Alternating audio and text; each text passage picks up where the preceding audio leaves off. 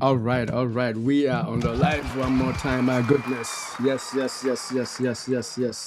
Live we now. We are live and kicking. My goodness. I don't know about you, but I feel pumped up. A beautiful Sunday afternoon, hot, steamy, and yet we're doing great. All right. That's what it is, right? So we can say that we are happy to be here on the live, and welcome to those who are joining and who are already liking the show, those who are sharing.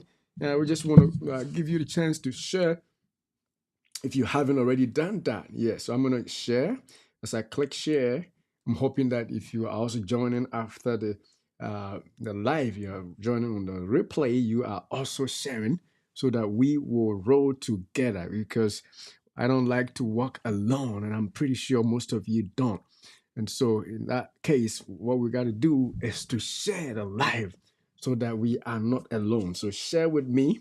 If you are watching or joining us, just all you got to do is to click the share button and share with your friends and your people that you love, people that you roll with. All right. So just as I am sharing, I'm hoping that you are also sharing the stream so that we will roll together. We will roll together. We will go together. So yes, I'm hoping that you have done that. And today being a very beautiful day, I can't believe that you are not already sharing. We are sharing. I'm pretty sure you are sharing. My goodness, my goodness, my goodness, my goodness. I am pumped. All right. So as we continue to share, we also want to make sure that everybody knows what we are going to talk about. But before that, as we usually do, we do talk about health tip, right? So this week health tip for this week is eat some dark chocolate. Eat some dark chocolate because uh, studies have shown.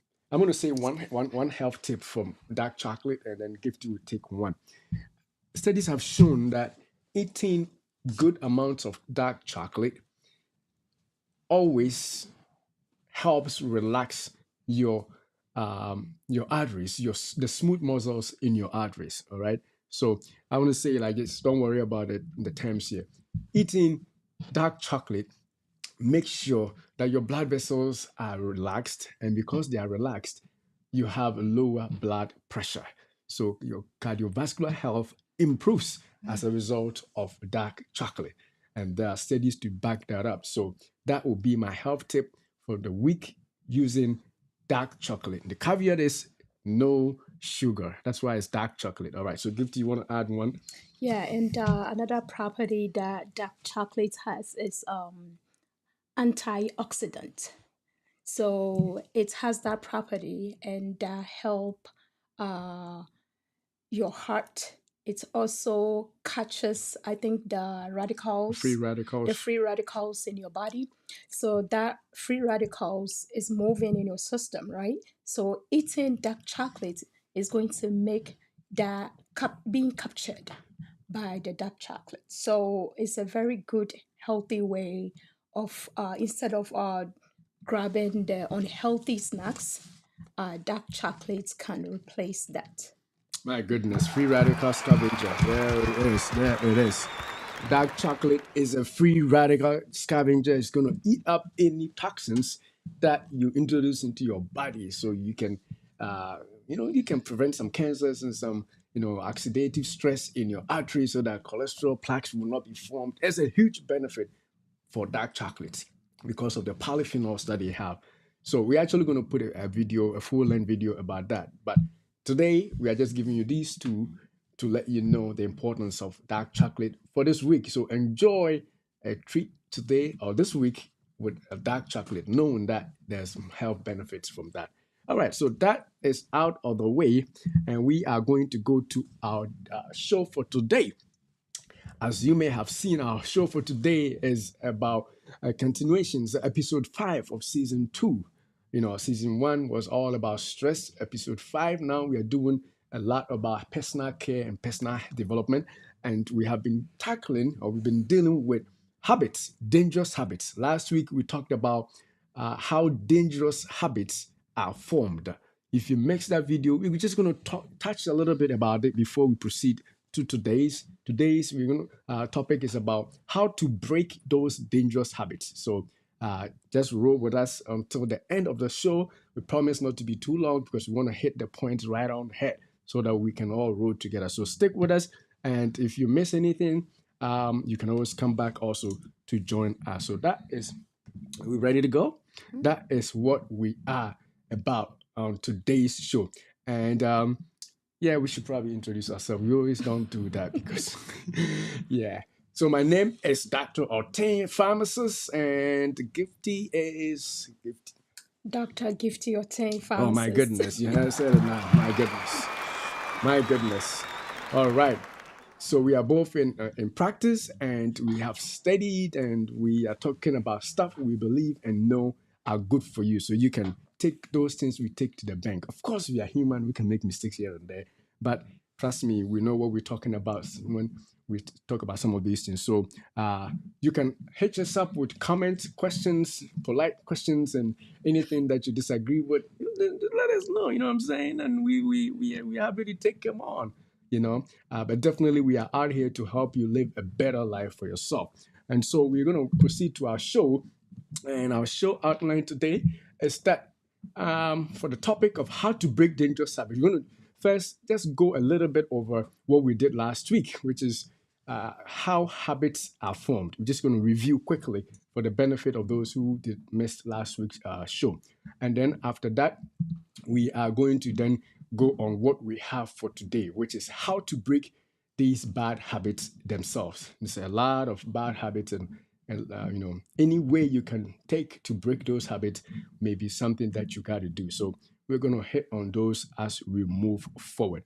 So again, welcome to the Life and Health Show with the Ottens. All right, so we are moving forward. So the first thing we're going to talk about is what are or how are bad habits formed. Just going to again review last week's quickly. Yes, you're going to start with that. Yeah, so I think last week we mentioned that we pick up certain habits because of where we grew up, our environment. Our So environment. the things around us influence us to pick up certain behaviors that we've done it over and over, and it has become a habit. So that is a way of you doing something unconsciously that you find yourself doing over and over because of where you grew up. So that can be a way that habits are formed. All right. So habits are formed by your environment, by the things you picked up from the environment. Most of us do certain things we do just because of where we find ourselves. If you were born somewhere else, you probably would do something different. So the environment has shaped some of our habits. And if perchance your environment gives you certain bad things to see or to influence you badly, then you are going to have bad or dangerous habits. And the second thing we talked about was learning. Through learning, most of us have also acquired some habits, and some of them are bad or dangerous habits. If you watched your mom beat your father every day, and you are a husband beater, of course you are copying from what you learned. My goodness. You thought I was gonna say if you watch your dad beat Yeah, your mom, the yeah, women can that's the also do normal that, thing, right? right? That's normal. All right, so that is learning, and also some people are also taught some things in school. Formally, they have been told that certain classes of people do not matter. If you go to certain areas in Asia and India, the class system is overtly there. It's there that if you belong to this class, you have to do this job. You have to do so. If your habit is, have been shaped in a way that you do only that, it is by virtue of what you have been taught formally or in formal education or in formal settings. So learning can happen that way.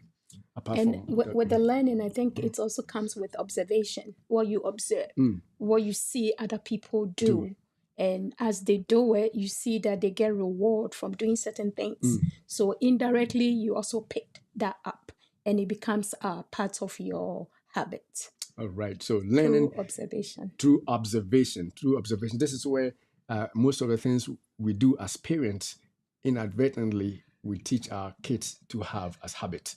Because if you are home and you are doing certain things, the way you eat You may not tell your kids that eat this way, but they are copying, they are learning, they are observing you. And if mom and dad, do this, then obviously it's a good thing. So we pick up habits by observation, especially as children when we are children. And the other one is coping. So habits are also formed because we want to cope with certain emotional problems that we are dealing with. Some people are only the only reason why they became alcoholics is because they wanted to cope with maybe a loss. They, they probably lost a parent, they probably lost a dear one, and the only way they could cope with the emotional loss, the physical loss and the emotional consequences that came with it, is to drink. And before long, they have become hooked to alcohol and they can't stop, even though the loss has been long ago. But they actually started as a result of a means of using alcohol to cope. I don't know if you want to add something to that Yeah, one. with the coping, I think drug addiction. So like they went through surgery and they were given some medication that after taking the medication it makes them feel good after. So because of that, they started liking of enjoying what comes after taking the medication.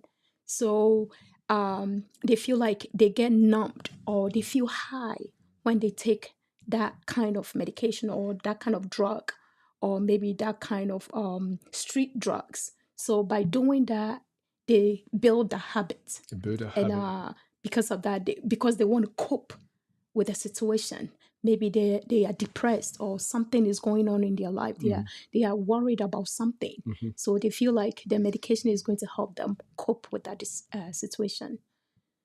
All right. So that is another way habits are formed, coping, whether for emotional problems or even physical needs, pain control, and then you become hooked on a particular habit because you wanted to cope with a particular situation that you found yourself in. The other one is brain conditioning. We said that our brains are also conditioned to, act some way when we perform certain duties so many times.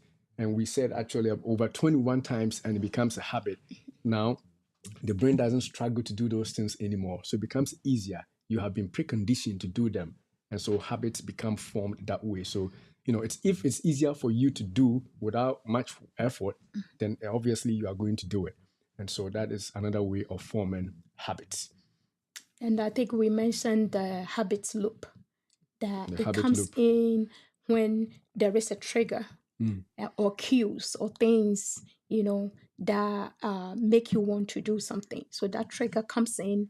Then after the trigger hit, you start behaving certain ways. Then after going through that behavior, you feel like you are getting rewarded for that behavior. So doing that over and over, you go through that uh, loop, and that is when habits form. That's when Yeah. habits form. My goodness, my goodness. So that is that for the review for last week. So if you missed last week, we went, of course, deeper than this, but we just want to make sure that at least you know why we're going to talk about how to break habits. But you know now how habits are formed. So if you can prevent the formation as a result of what we have talked about, half of our job is done today. And then we're going to talk about those who have already developed some habits that they are struggling to deal with. So that is the next thing that we're going to do. But before we do that, we want to ask you to share, like, click the thumbs up, follow if you're not already following our Facebook page. A lot of our viewers are on Facebook. Make sure you click follow or wherever you are watching from, LinkedIn, wherever. As a matter of fact, subscribe if you're on YouTube or if you are wherever you're watching from. Just make sure you do as that, Anna. And if you're on Facebook and you want to support us financially, trust me, we could also use some money, all right? My goodness, my tire costs some money. we could use we could use some money too. You could give us some stars, 200 stars, 50 stars, whatever stars amount you can give us, and then it will also. I mean, the key is not the money itself, but it tells us that you like what you're doing, and that is the essence of giving. So give us those, and we are also going to appreciate it. And of course, you can also support us by going to our website at DrOteng.com and buying any of our merchants, any of our merch We have some some pretty good deals on the shirts, t-shirts, caps, and all that you can think about. All right, so with that out of the way, let's continue with our topic for today. So we actually going to start off with a habit loop, as Gifty said, how to break dangerous habits, right? The habit loop, if we can interrupt habit formation, or if we can interrupt an already existing habit or addiction or whatever it is, through these steps, then we will be actually on our way to stopping a well entrenched habit. When I say a well entrenched habit, habits that are not easy to stop, as Gifty alluded to, because of the loop. The loop consists of the trigger, the routine behavior, or the routine or the behavior, and the reward. So if you know the trigger, whatever trigger is basically the cues, right? Whatever causes you to begin to do those things. And then what you do is a routine or the routine behavior. And then the reward is how you feel after. So every habit that has been established, dangerous or not, goes through these three things. Now, if you can interrupt the trigger, then you may be stopping the habit. If you can interrupt the behavior, yes, you are obviously fighting the habit right there. And if you can deny yourself of the reward that happens, then of course your brain will not be, super, hungry to do the same thing or make you repeat it because there's no reward for that. So that is how we're going to look. We're going to look through the dismantling habits through the eyes of the triggers, the behavior or the routines, and then the reward. You want to add anything to that? Yeah, so like example, right? Um, Alcoholism. So there is a trigger. What makes you want to drink?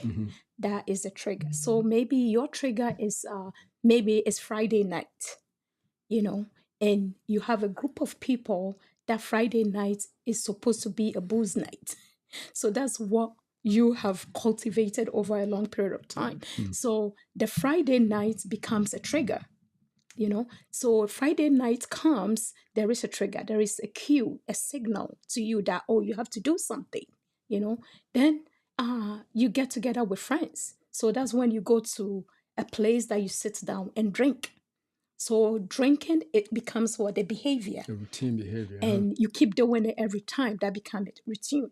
Then what reward do you get out of it? You feel so relaxed from maybe the week's work. You were so stressed throughout the week. So there is a reward of relaxation that after you're drunk, you feel so relaxed. You feel so numbed to your problem. So that becomes the reward. And it starts all over again. Friday, another Friday night will come. And that's the trigger, that's the cue. Then you go over the loop and it keep repeating itself and become what? A habit. A habit. You form. All right. So that is the habit loop. So if we can interrupt the trigger or the cues, if we can stop Friday from coming, Friday.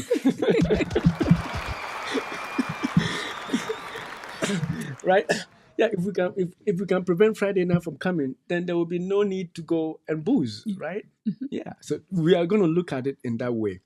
Or if we can not stop Friday night from coming, but we can replace the activity of drinking, which is the routine behavior that results anytime Friday night comes, with something else, then of course we have stopped being alcoholic. So that is how we are looking at habits, dismantling habits. That's the only three ways that I can't say the only, because we have more. But those are the basic ways of interrupting or destroying or breaking habits that are entrenched. So trust me, if you have been doing certain things for a long time and you want to know how to stop them, these are the basic ways. There are more, but if you can attack that issue either by removing the cue or the trigger or whatever makes you do it, or changing the habit, whatever the behavior that you results as a result of the trigger, then you are halfway through and then it. All right, so that is how we are going to proceed with our discussion here. So with that on the way, with that out of the way, now we are hitting on the examples and how we actually break some bad habits. So the first one that we have on here is what? Be self-aware. Be self-aware. Do you want to start? Yes, self-awareness. I think that is the beginning of the way you want to break, like the beginning to start tackling the battle. You have to be aware of habits you have that is dangerous. Some people are not even aware that they have any habit My at all. goodness. My They are goodness. not aware of it. That whatever they're doing is something that they've cultivated over a long period of time and is dangerous and is going to affect their health. So you have to be aware of the habits that you have cultivated over a long period of time. So awareness, what kind of habits do I have that is not helpful? So just being aware of that, knowing that there is a problem, right? Knowing that you have cultivated some habits that is not helpful. Because as we all know, there is a lot of knowledge out there, information. If you pick anybody in the street and ask, oh, what are the healthy foods? They'll be able to tell you with no struggle. We all know that we have to eat our greens. Maybe since childhood, your parents will draw into your head that you have to eat your greens. We are aware of that. We know the kinds of meat that are healthy. The information is out there. We know the importance of exercise. We know by just hearing people say it, but we are not able to it be part of our lives. We just hear it. So it's just a head knowledge. We are not able to adapt it and use it to help ourselves. So why is it so? Because of the way we do our things. We are not able to stop certain things so that we can incorporate the good things that we are aware of. So we have to be aware that the foods that we are eating Are not good. are not good. We have to be aware that the chemicals, the substance that we are taking in are not healthy. They are affecting our organs. We have to be aware of that so that will give us the reason to find solution, My goodness. to find solution to the Goodness. problem. Yeah. My Yeah. goodness. Yeah. And I think the other good saying is that knowing that you have a problem is half of the solution right there. Knowing that you have a problem. If you don't know that the habit that you have is bad, then of course you're not going to seek for solutions to stop it. If you feel like what you're doing is okay, I mean, there's nothing wrong with it. Not because nobody is saying anything, but you yourself don't know that it is wrong. Then of course you're going to keep at doing it. So I'm here to ask you to, do a self review once a while and ask yourself this thing that you've been doing over and over again. It's not just a behavior, but something that has become your habit. Is it good in the long run? Is it good in the long run? Have you, like she said, have you been eating right? Or the kinds of things that you do that we cannot mention, you know yourself. Are they really good things that you're doing? So you have to first be self-aware that you have a problem. You got to know that there is a problem that needs a solution. If you don't have that sense of having a problem that got to be dealt with, then of course all what we're talking about is just just entertainment, because of course you don't have any problem. But if you can identify something, that is a problem. Some of the things that we've mentioned, negative mindset, overeating, drinking alcohol, or you are on medications but you skipping medication. It's a bad habit.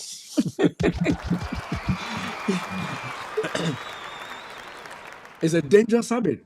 I mean, you don't take your medicine as a doctor prescribed it for you. It's a dangerous habit, but you keep doing it over and over again. Now, it is normal that when you go, to your doctors and they ask you how many you missed in a month, you are always having a lot of numbers to say because it is your habit. You habitually skip medicines. You don't know that it's a problem. No, then of course it's a problem there. So first you have to acknowledge that you have a habit problem that needs to be changed. You have to know that there is a danger linked to that particular habit that you have. Granted, nobody has told you, but you got to do a self review because today, because of political correctness, people don't tell people anything is wrong about them. Trust me, they are scared to come and tell you because people are, we are in the information age. They expect you to know. So if you have chosen to do that, then perhaps you have chosen to do it knowingly. That's what you want to do, But you got to be yourself aware. You have to have that self awareness. Is this thing that I'm doing beneficial to me? What are the negatives? What are the pros and cons of these things that I always do? This habit that I have, habit of eating late every day. habit of coming home and driving late in the night when I don't have to, habit of, drinking all the time, habit of womanizing, when I know that I shouldn't be doing that with all these STDs around, because people are doing. So you got to yourself be the policing of your own habits. If you know, then the next things we are going to talk about will be helpful. So yes, be self-aware and know where you fall short, and not just at society's. Of course, sometimes it's good to see or read things in terms of what people tell you, but you got to be the first judge of your actions before. I mean, if you're doing something, you have to know. If you're, let me just use this alcohol thing as it's an easy one. If you're drinking alcohol and you don't know that it's destroying your liver, and you expect me to see you and say alcoholism is bad, then there's a problem, because you got to know first before it starts making your lips red, it starts changing your physical appearance. Before I will see and say, no, brother, be careful. But if you are self-aware that no, this is a problem right from the get-go, then the solution can come easily. So that is the first step of breaking bad habits, is to be self-aware. All right, my Yeah, goodness. and I think you have to also know the triggers. You have to know the triggers too. Yeah. So you have to be aware what takes you. What are the things that happen that makes you act certain ways? What are the cues? So you have to be aware that, oh, whenever this happened, that's when I act this way. So if I end up using drugs, but I realize that whenever I'm anxious, when I'm worried about something, that's when I end up smoking or doing drugs. So that's my trigger, anxiety. Anxiety. So I'm aware that whenever there is a situation or something that I cannot handle, I become anxious. So that is my trigger. So you have to be aware of signal, that signal in your brain that, oh, I'm getting anxious. So if you are aware of it, then there is something you can You can do do about about it. it. Yeah. My goodness, my goodness. All right, so we'll talk about that as we move forward. So, well, that was concerning negative mindset. We didn't even mention about negative mindset, right? So, the example of negative mindset. If we go back a little bit, let me see if I can go back to that one. But basically, negative mindset is something that we can see. I think I'm still on the Second. second one. Let's just move on for now. All right. So the second point, we'll probably come back. The second point is what? Supportive environment. So the first one is to know that you got a problem. The second point is have a supportive environment. Remember, environment can create or can lead you or induce you to create a habit. But the same environment that we're talking about could also be used or harnessed to break a bad habit. All right. So I don't know if you want to start or Right. all right. So the environment, have a supportive environment. If you are dealing with any issue and you want to overcome, you want to stop, you want to break a habit, you have to see around you what are some of the support systems that you have. What are some of the things that will help you? And this is where it may be necessary to share, with family, with friends, even with professionals like clinicians or counselors and stuff like that, and people like that. Just so that you can harness all the resources around you. There are certain battles that one man cannot fight alone. For example, if you are hooked on drugs, if you are addicted to substances like cocaine or marijuana, I don't even know if we can call it addiction anymore because it's legal in some places, right? But if you are hooked on alcohol, you are hooked on some drug, and you want to break free, you can't just say. Sometimes you can, but you can not all the time just say that, hey, I give up, I stop this. You may need the intervention of the people, the support system around you. Your family may have to be called and say, I'm dealing with this, I want to stop. And so I need your help. So they become check and balance on your life. So whatever decision you make, whatever move, behavior you take, because you inform them that you are trying to stop this, they can ask you, oh, I thought you said you were stopping this. That's a check on you. And so have a support system, especially when you're dealing with addiction. I want you to come in and I'll come back in later if you want to. Yeah. So they also serve as like they can motivate you, Motivation. and they can check you if you are going away from what you want to achieve. Mm. So family members will be like, oh, did you do this today? Mm. Something that you're struggling with. A family member can help you uh, go the right direction. They serve as a checkpoint for you. Yeah. Serve as a check for you. And we also have treatment centers, especially if you're dealing with addiction, drug addiction, and stuff like that. There are treatment centers. There are Alcoholics Anonymous, something like that, right? There are several different names of groups that are around you in the society. You may have to go to a behavioral center where there's counseling for substance use. In our practice, we dispense medications to people who are being treated with uh, opiate addiction, and these people come and get medications to support them so that they don't fall back on what they don't want to do. So treatment centers may be there for you depending on the kind of situation that you're dealing with. But if you just let things be, you may not be able to break that habit, especially when it's an addiction. Because again, if you remember previous shows, we told you that when habits have been ingrained in your brain, it is not easy to stop because the brain has had a shortcut to it. And so before you think about it, you are doing it. And so for certain things, you may need professional help. You may need treatment centers and other areas. So we mentioned family, we mentioned treatment centers, and there's the last one, spiritual Yes, spiritual. help. So you can be part, if you are a Christian, it can be a place that can help you get over your addiction or your problems. Sometimes you self doubt, you have like a negative mindset. If you belong to a church group, it's likely that we are going to say something from the Bible that may encourage you, that may help you.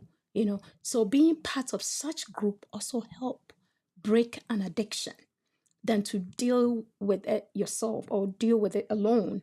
So being part of a group, spiritual group, maybe every Sunday or every other Sunday that you go, you will hear something that may motivate you to change your ways, to rethink some behaviors or some habits because of what you are hearing. And sometimes the church also serve as a checkpoint because you belong to that group. You are expected to behave certain way. You are expected to do certain things. There are some places that you are not expected to go.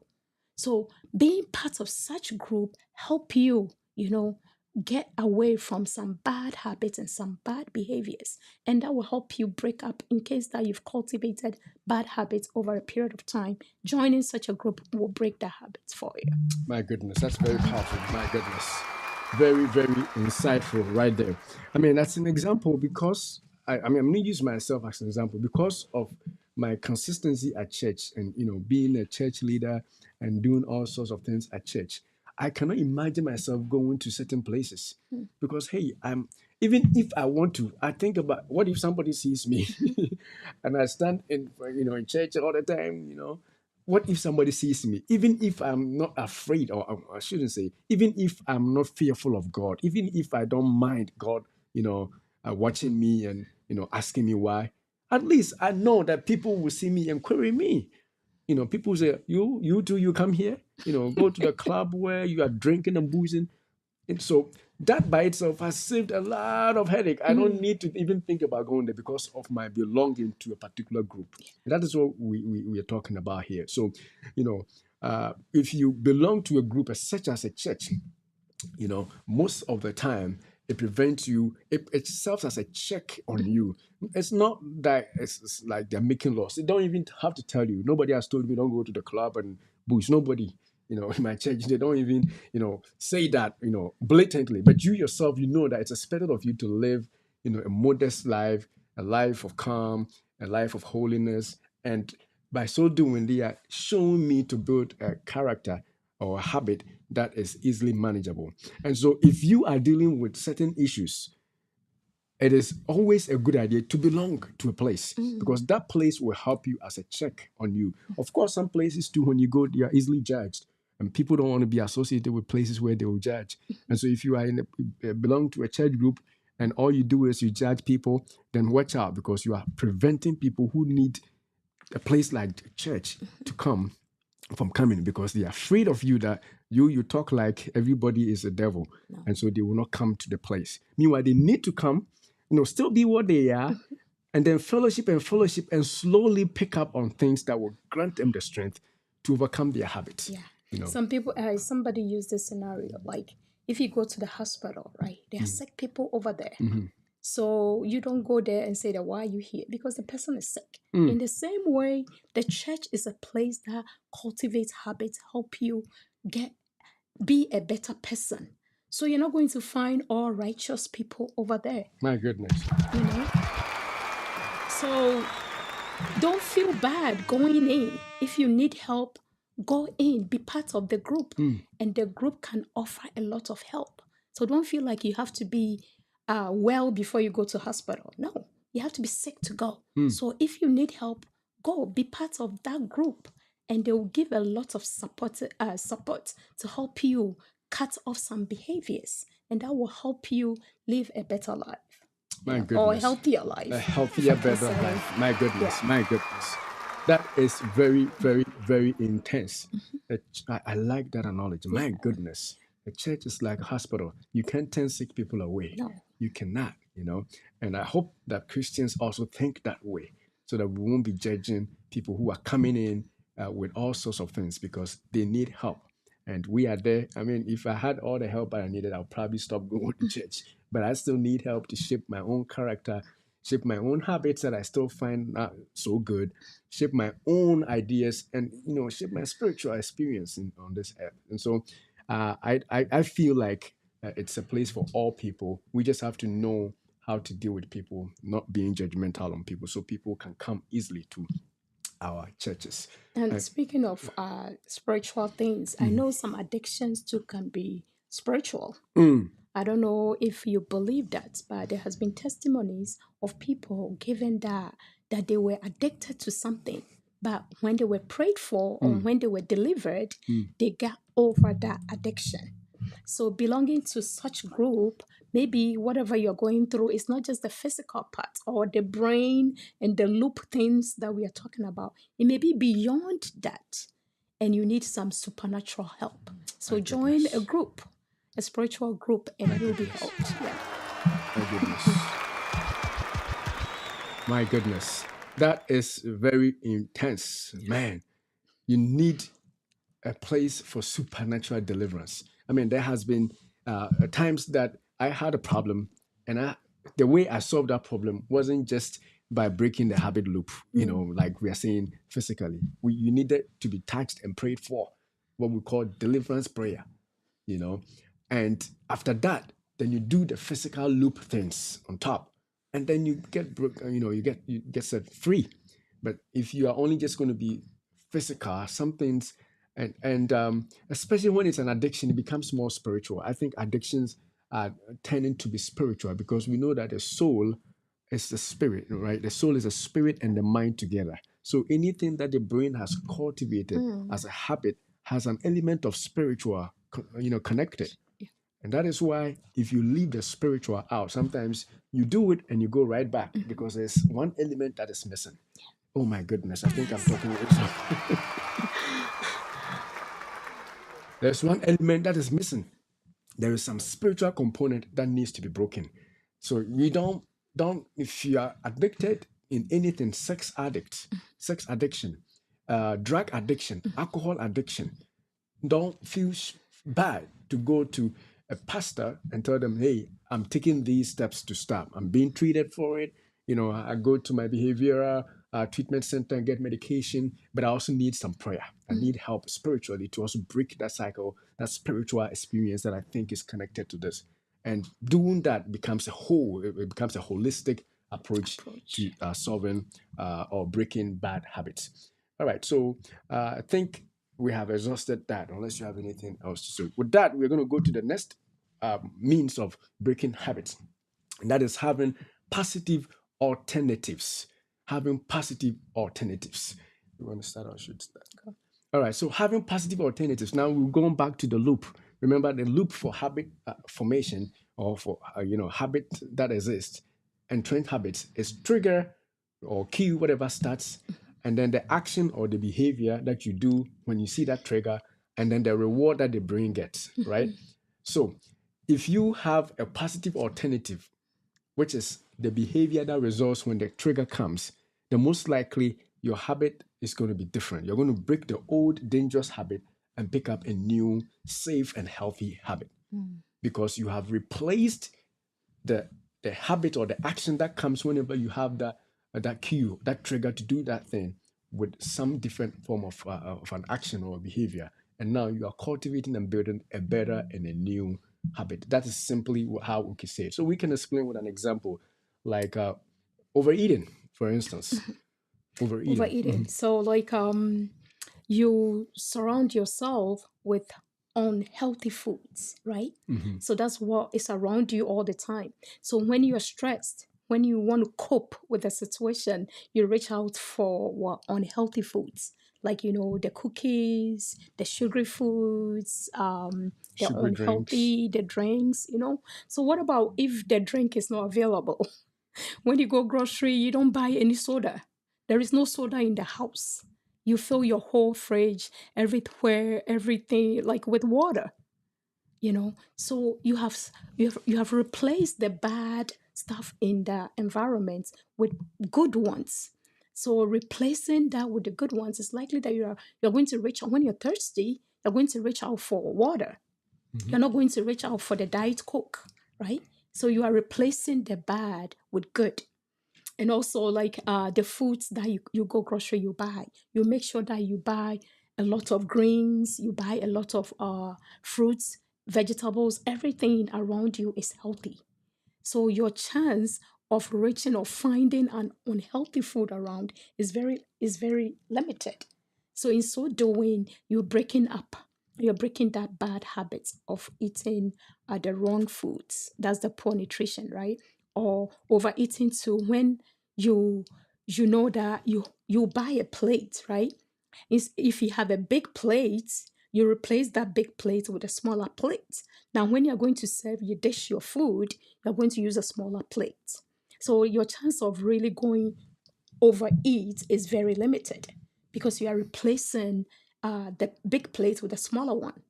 So in so doing, some bad habits are going to be broken because you are changing things around you. You are So having a healthier alternative. yes, so you have to replace all the little things in the household with all the good stuff so that will help you break that habit of overeating. And maybe when you are cooking too, you're not going to cook a whole bowl full of stuff, right? You just do the portion size for the day. If you have the time to do it, the best thing is just put things together the day that you're cooking, and you just put it together, and that's all that is available for you to eat. Mm. So your chance of overeating is reduced. So there are certain things that you can sit down and analyze and think about so that you break that habit. It becomes a little easier to do. My goodness, my goodness, my goodness, my goodness. So now I'm going to also touch on a little bit of what she said, the overeating and the poor nutrition. Having a positive alternative, having a positive alternative. So whatever, remember, this is one that we are not talking about removing the cue or the trigger. The trigger will still be there. So if it's anxiety that makes you eat, that anxiety may still be there. Yeah. Granted, it's still there. If it is a low self-esteem that makes you do certain things, it may still be there. We haven't talked about how you remove the trigger. We're talking about the trigger is there, but the action that you do, that you take as a result of that trigger being changed, being a positive one instead of the old bad habits that you have formed. Okay, so using the food and nutrition as an example. By the way, we have a video that we posted yesterday or I think 2 days ago about overeating. So check it out if you haven't seen it after the show. Don't leave it after the show. All right. So if how you gonna have a positive alternative to overeating? She mentioned a lot. Portion sizes, right? Cutting down, going to the extent of buying smaller plates. Some of the plates we have are so huge that when you put food in there and it's small, everybody will know that this food is too small. But if you have a smaller bowl and a small food is in there, it fills it up. But some people can still cheat on a small bowl. I'm telling you. They will still fill it up, Mm-hmm. you know. But you got to be like willing to ensure that you are basically having an alternative to what you used to do that you know is not healthy for you, be it eating, be it drinking, whatever it is. So whenever that trigger comes, you are anxious, and when you are anxious, what you eat is ice cream. So this time around, when you are anxious, you are choosing a better alternative. So instead of maybe eating ice cream, you eat something else. Grab an apple, Mm. so you are still going through your habit of doing the queue has come, all right, but you want something to do to get a reward. Instead of the ice cream giving you the sugar reward, you eat apple, and the sugar in the apple will give you a reward, which is a better, healthier one, right?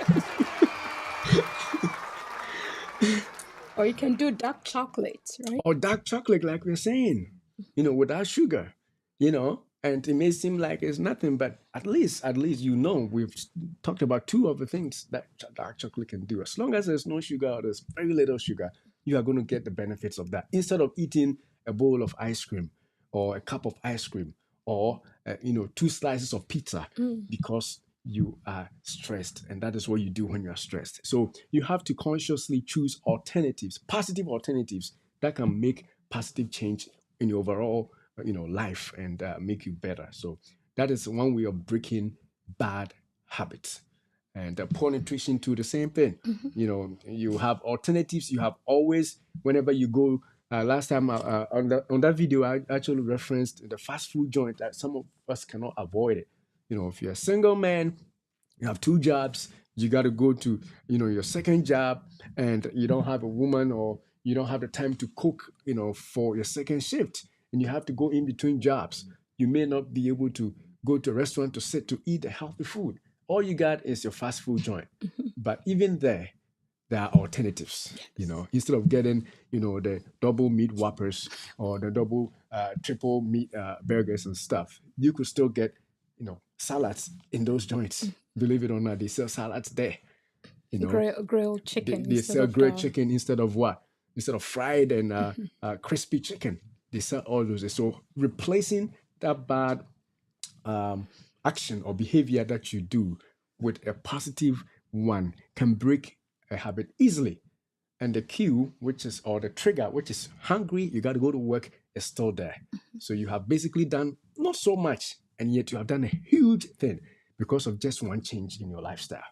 So that is that for that And one. I think also when you maybe your trigger is that whenever you are hungry, Mm, you're so hungry, extremely hungry, mm, like me coming from work, mhm, right? So hungry. So when you are that hungry, you just don't think about what to eat. You just want to put everything in your mouth. You start eating anything that your eyes set eye on. So that is your trigger. And when that happens, you end up overeating. And after that, you get your reward that, oh, I'm so full and I'm satisfied. So, what can you do so that mm, you don't get to that point mm, of being so hungry mm, to overeat? So, that is the trigger. When I'm extremely hungry, that's my trigger. So, what can I do? So, what you can do differently is start to take in the healthy snacks in mm, between, the proteins and less sugar ones, though. You have to do things so that it won't push you to the level of being extremely hungry that you want to overeat. So you have to know the triggers. What makes me overeat? Oh, when I'm so hungry, when I go the whole day with no food, that's when I end up finding myself overeating. So what can I do? So I'm going to eat throughout the day instead of holding off till one meal, which will make me overeat. So set yourself up in such a way that you will take bits throughout the day so that you don't get to the point to overeat.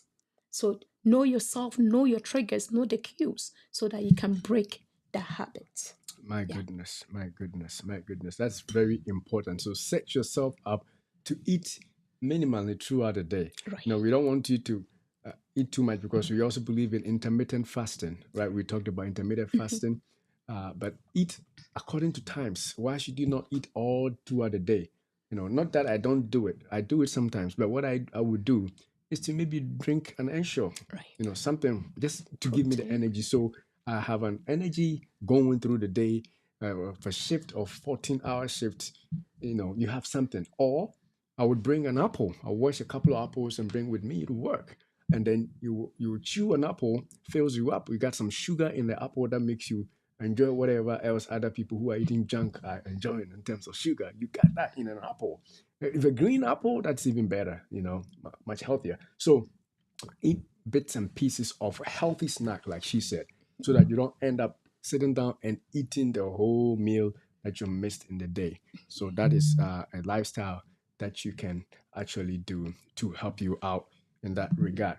All right, so we will move on to the next one, and that is mindfulness. And I like that also, my goodness. Mindfulness. Mindfulness. Let me start up. Start. So, being mindful is actually paying attention and being deliberate. You cannot live your life and let things happen the way they may. If you want to stop a particular habit, I mean, if you want everything to be the same way, then of course everything can fall the way they may, the way they have been all these years. But we're talking about somebody who wants to break a habit, a bad habit, dangerous habit, habits that can kill you. You have to be mindful. You have to basically think about your actions. That's what we are saying. Think through before you make a move in every action you take. That is a sense of being mindful, being deliberate, deliberating over issues before you move. So it's not like, hey, then you do it. No. Oh, I'm anxious. Whenever I have anxiety, this is what I do. I drink. Or whenever I have anxiety, I have to have a woman to sleep with.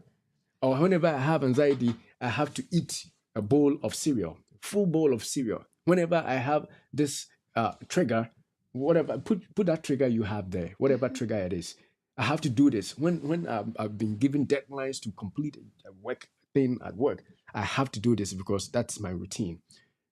If that is what it is, then you have to stay back. That is being mindful. And say, hey, watch out. This is what is happening.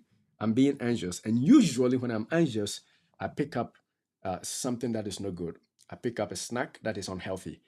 Oh, I usually pick up some alcohol, which I don't want to. I don't want to be drinking beer. I don't want to be drinking at all. So in that case, because I am deliberate and thinking about it, what can I do next then? So that is being mindful. So I don't know if there's another term for it, but it's basically being conscious and being deliberate about your choices. If you don't think through things, remember, habits usually become automatic. Habits are like an automated thing. Your brain sees the cue and then goes right into the action or the behavior, knowing that there's a reward at the end. But if you pause and be mindful, you pause and you think about it, then you can interrupt the cycle that we were talking about. You say, no, I know this is how I feel. I know when I feel scared, this is what I do. But no, this time around, I'm going to change it. I'm not going to be scared. That could be one way. I'm not going to feel scared anymore. I'm not going to be anxious about this situation anymore. Because you are mindful about it, you pause and you choose not to have that trigger anymore. So that is one. Or because you are mindful, you choose not to do the behavior that you usually do when you feel that way. You know, like you're tempted to hit your wife, you're tempted to hit your husband, you're tempted to insult your husband or your wife. Then you mindfully, consciously make an effort when that key will come, when the trigger comes. The trigger is that the wife is making you late. The wife is always making you late. So when the trigger comes and you are being late, you hold yourself up just before you say something bad. Watch out. No, I'm not going to let this hurt me anymore. And then you stop. Stop yourself deliberately and begin to do something else.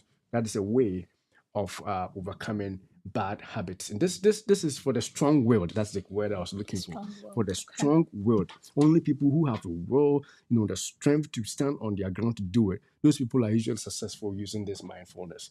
Otherwise, you can't, because when you stop yourself, you still can be convinced that no, that she's doing that. Yeah, then I have to do it.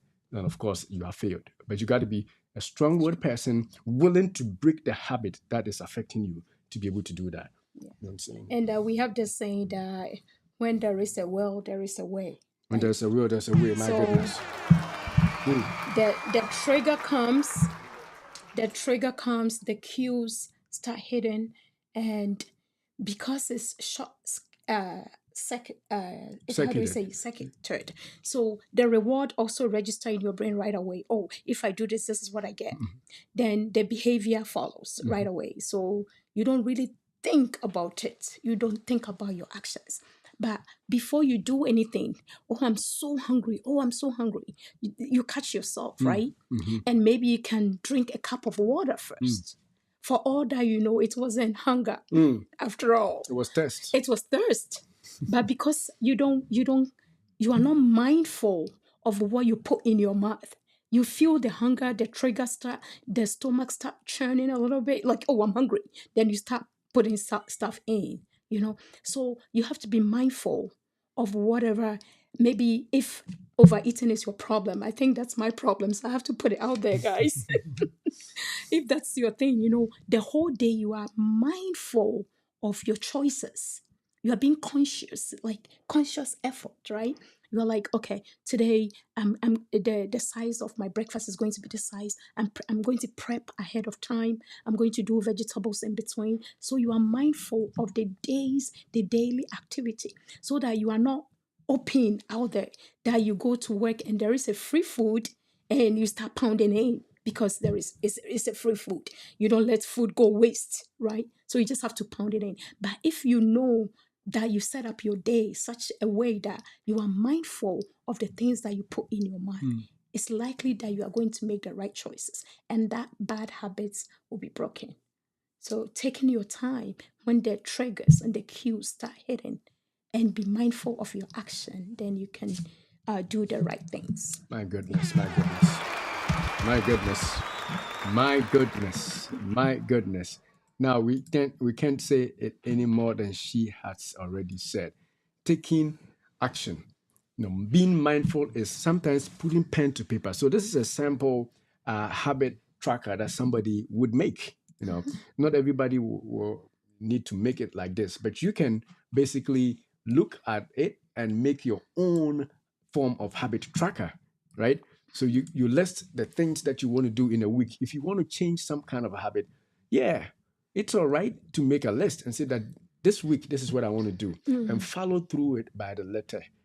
Of course you can change it as you go. You can fail in one or two of them. It's okay. The mere fact that you put pen to paper and try to track your habit, track your behavior within the week is a big help. It's going to help you to be able to overcome bad habits and change your habits easily. Because with that, you are telling your brain, not only are you saying it to yourself, you have actually performed an extra action of following through with a list of things you want to follow. And that will help you to be able to do certain things. So be mindful is being deliberate. So this person here, if we can read some of the things that this person may have written down, is what to do, right? They said they would drink water after waking Waking up. up. So maybe you are a person who is habitually constipated. You are always constipated. You have to take medication to it's a habit. I mean, it's a health habit, which is not good, right? And the real habit that is leading to that constipation is you don't drink any water. You don't exercise for the smooth muscles in your gut to move so that your gut will move and help you to go. And you're also not drinking. And so this person can say that, you know what, in order to overcome this, instead of trying medications first, I'm going to try early morning drinking water. And you wake up, the first thing you do, you have a full glass of water and you drink. And if you have the time to do some jogging, some running, you do that and go sit on the bowl and it will go. So because you put it down and you try to follow through day by day, before long, it has become your habit. And the old bad habit would have been changed. So that is how you do it. You have to be mindful, again, means to be deliberate. Be conscious about the choices you make to change your habits. So that is one of them. And another one that I can also see on this list is what? Have a bubble bath. My goodness. Oh, that's a good one. Bubble bath. Yeah. Having a bubble bath may be a way to soothe you and prevent you from being anxious or when you are stressed. Stress. Yeah. How many of the people in our community have bubble baths? Oh, We we have don't have time. we don't have time. We have a beautiful sink there, and we don't step in it because you are always running. If you go to the shower, you're just showering. You don't have a bubble bath. But for somebody can say that, you know what, from this time onwards, how I work hard every Sunday after church, I'm going to have a bubble bath. Wow. My goodness, I wish I could say that. With candles With around, candles the around, bubbly you know, bath. so you become relaxed and Yeah. refreshed for the following week. I mean, it's not so hard to do, but if you didn't make a list and write it down, it will probably elude you. You will probably not have any idea that you could do that. A host of other things that you could think about. Somebody says that I will eat healthy breakfast every day. That is another thing on the list. You know, Yeah, reading my favorite book. I will read my favorite book Yeah. instead of being stressed all day. I will read a favorite book every week. I'm going to start with this book today. So mindfulness is making deliberate conscious effort at doing things differently so that you break the old habits and form new ones. Now, with that out of the way, let's see what else do we have. A I think the last one. last Let's say one. last one is what? Setting realistic goals. If you want to break habits, you have to set realistic goals. Some people are known to make or set goals that are not in this world. Their goals are heavenly goals. I, I mean, it is real. Some people, their goals are made in heaven, and until they go to heaven, those goals will never be obtained. Be That is why achieved. because those are heaven goals. Those are not on earth. How can you tell yourself you're going to lose 50 pounds this year when you don't exercise and eat right? That's when you go to heaven. No, that's faith. No, come on, man. That's talking faith, right? Your faith without works is dead. Yes. So your faith must be followed through with It works. actionable strategies and steps to achieve that kind of weight loss that you want to get, right? And so set goals that are reasonable. For example, if you really think about losing 50 pounds by the end of the year, then you could make weekly goals. We have 52 weeks in a year, Yeah. right? And so you say that, oh, okay, if I lose 1 pound a week, Yeah. then perhaps if I'm able to keep it that way, by the end of the year, I will lose 50. So it becomes all easy. Oh, You 50 can is do not that this. much as long as I keep at 1 pound a week, But you can't just make a blatant goal and just hope that it happens. So those of us who set some goals at the beginning of the year, go back, see which ones you have missed. At the rest of the year, just set actionable steps to at achieving them so that you can overcome bad habits. Habits like not exercising, which some people said, I'm going to exercise every week this year, and you still haven't done it. Maybe you should begin to look at how you can achieve it by putting it down and making sure that they are realistic. Now, if you are working like 8 hours a day every day, and you say I'm going to exercise every day, you probably cannot. You probably should start with 2 or 3 days a week, and then follow through with those. So set realistic goals. I don't know if you wanna. Yeah, and after achieving that small baby step goals, after achieving it, you have to make time to celebrate it. Oh my You goodness. have to celebrate the My small goodness. goals that you achieve. You know, you're not just going to be too hard on yourself. Hmm. Just it took how many years or how many times to build a habit. Maybe since your childhood, Hmm. you've been doing certain things the same way, and you are trying to stop. Yeah, you have to set a realistic goal. And when you achieve, oh, I've lost 1 pound this week, you have to celebrate it, not to replace it Mm-hmm. by eating and drinking to replace the weight lost, but just to celebrate it. Just reward yourself. Maybe you can buy yourself a gift, Hmm. right? Something small just to keep you going. So don't be too hard on yourself when you try and you fail.